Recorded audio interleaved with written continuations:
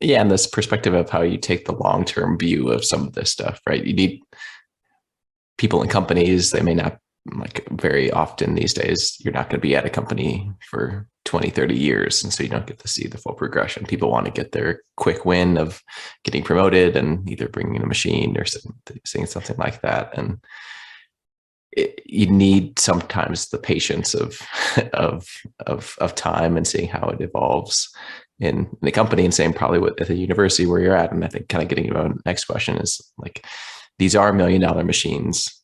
It's expensive to invest in if you're a university, if you're a company. But there is this always challenge of, like, how do you, like, the question I always get is, like, okay, how, the technology is always evolving. Like, when is the right time to buy a machine, right? If I'm at university, like, I want to be on the cutting edge, but I want to buy this 12 laser system and next week it's going to be 25.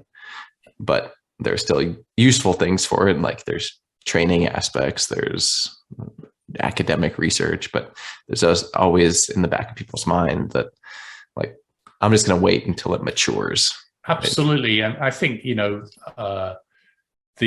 as consumers, Mike, we're super used to, whether it's a TV or a computer or a phone, that, if I wait a little bit, it'll get both better and cheaper.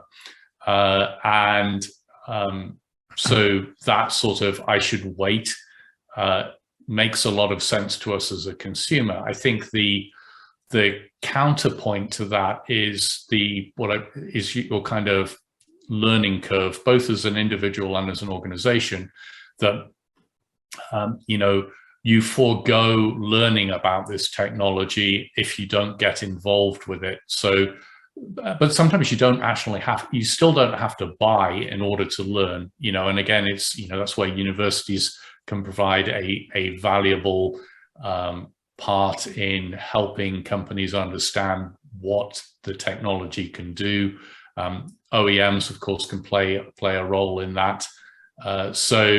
But I think going down the learning curve is important, and how do we facilitate that? And if the learning curve is steeper than the sort of Moore's law technology curve, and of course, MIT have written papers probably on both things, but they've certainly written one on the sort of Moore's law for all technologies, which is, again, interesting read. But I don't have any evidence that one is steeper than the other. I just have this sort of personal experience of how invaluable an organization figuring out, how it should use different, it's just technologies, tools, how does it need to change? We started this conversation with, well, Mark, why did Gosford go bust? What could you have done differently?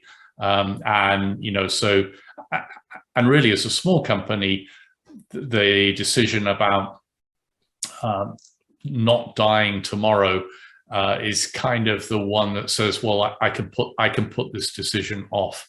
And I'm sure you experience the same thing in the US with companies sort of wanting to wait, but you can only learn so much from YouTube, etc., which is why I think whatever you're doing with your hands-on program with youth and presumably with industry as well, in getting them to different facilities. You went to, was it MXD or something the other day?